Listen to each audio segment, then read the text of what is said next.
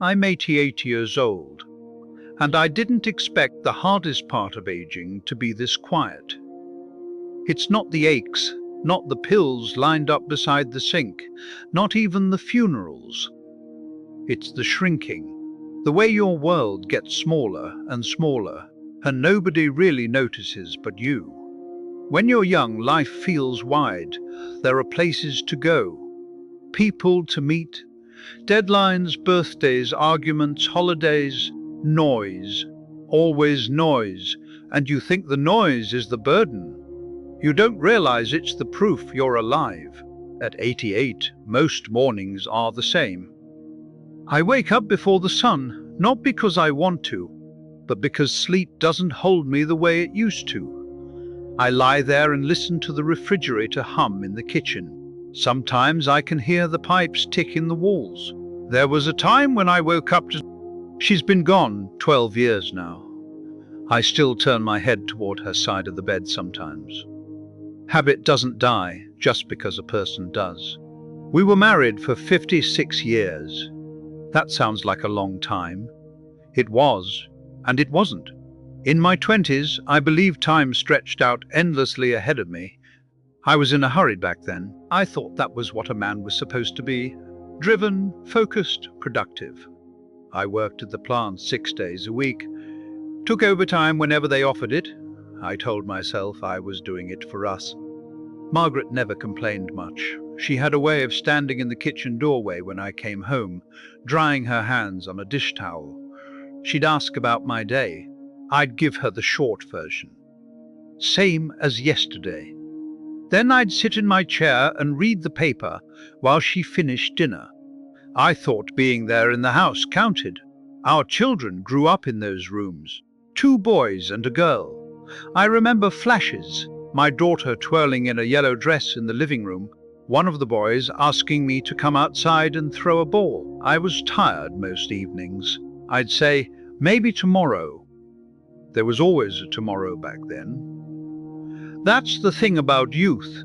It convinces you that postponing love doesn't cost anything, that the people who matter will wait patiently while you chase security. I wasn't cruel. I wasn't absent in some dramatic way. I paid the bills, fixed the sink when it leaked, drove them to school if the carpool fell through. But I missed the small moments, the ones that don't announce themselves as important. I missed the way my daughter's voice changed when she became a teenager. I missed the quiet evenings when Margaret probably wanted to sit and talk instead of watching me fall asleep in my chair. I thought providing was the same as being present. Years moved the way they do, steady, unremarkable. The boys left for college. My daughter married a man I barely took the time to understand. Margaret and I grew older together in a house that slowly grew quieter. When I retired at 65, I thought that was when life would begin again. I had plans, trips we'd take, time to sit with her at the table long after the dishes were done. But retirement doesn't give you back the years you rushed through. It just hands you the bill for them. Margaret had developed arthritis by then. Her hands, the same hands that used to move quickly through dough and laundry and braiding our daughter's hair, had grown stiff.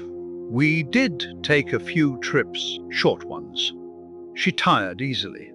One evening, sitting on the porch, she said, "I always thought we'd talk more when things slowed down."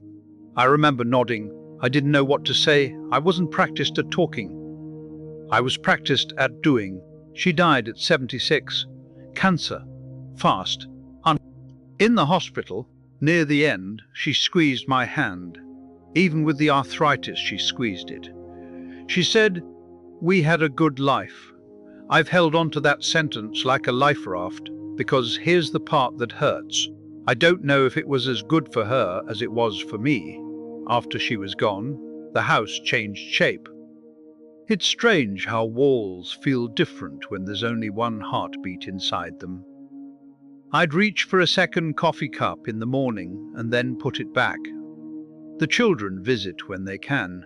They have their own lives now, jobs, grandchildren, schedules I don't quite follow. They call me every Sunday. I can hear the distraction in their voices sometimes. I don't blame them. I remember what it was like to be busy. I used to think loneliness meant having no one. It doesn't. Loneliness is having memories with no one who remembers them the way you do. I'll start to tell a story about a camping trip in '72, and halfway through, I realized Margaret was the one who would have filled in the details. The way it rained all night. The way the boys tried to cook eggs over a fire and ended up with ash. Now the story feels thin without her corrections. My friends are mostly gone. One by one over the past decade, the phone stopped ringing. Funerals became the only reunions. The hardest part of aging isn't the body giving out. It's being the last witness to your own life. I sit in this chair by the window most afternoons.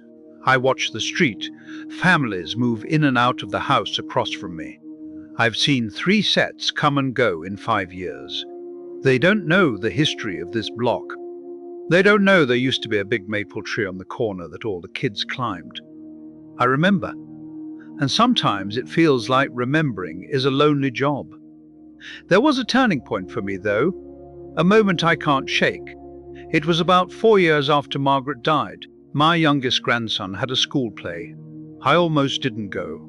It was a long drive at night, and my eyes aren't what they used to be. I told myself he wouldn't notice if I wasn't there. But I went. He had one line, just one. He stood on that stage, small and nervous, scanning the audience. And when his eyes found me, really found me, his shoulders dropped a little, like he'd been waiting. Afterward, he ran up and said, "Did you see me, Grandpa?" I said, "I saw you," and I meant it. On the drive home, it hit me. How many times had my own children looked into a crowd for me? How many times had they accepted my absence because I was tired or busy? The realization didn't come with drama, no music playing in the background, just a quiet ache in my chest. By then, there was no way to go back. That's what aging does. It removes the illusion that you can fix everything later. You can apologize. I have. I've told my children I wish I'd been softer, slower, more available. They tell me I was a good father. And maybe, by the standards of my time, I was. But there are conversations that can only happen when everyone is young enough to need them. Now, at 88, my days are careful. I move slowly through the house. I measure out my pills. I sit with photo albums on my lap and trace faces with a finger that trembles a little. I am proud of some things. We kept the house. The kids got educations. Margaret and I didn't give up on each other when it would have been easy to. But pride and regret can live in the same room. They do, in this one. The hardest part of aging is understanding that love required less achievement and more attention. It required me to look up from the newspaper, to say, "Tell me more," to throw the ball even when I was tired. Time felt abundant then. It feels expensive now.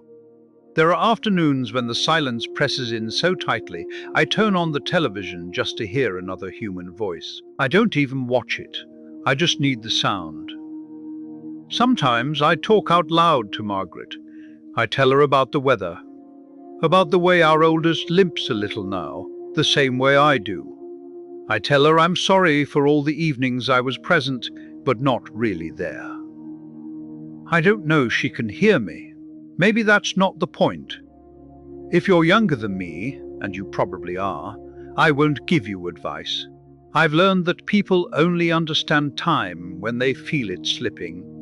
But I will tell you this. The days feel long until they don't.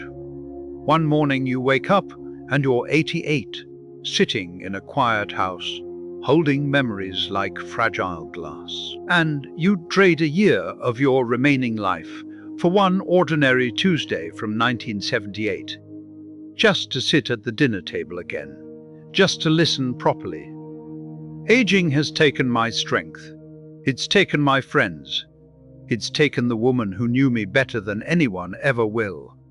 But the hardest part is knowing I had what mattered most and treated it like something that could wait. If this means something to you, then hold on a little longer when someone starts telling you about their day. Look at their face. Let them finish. Because one day you'll be the only one who remembers how their voice used to sound, and the house will be very, very quiet.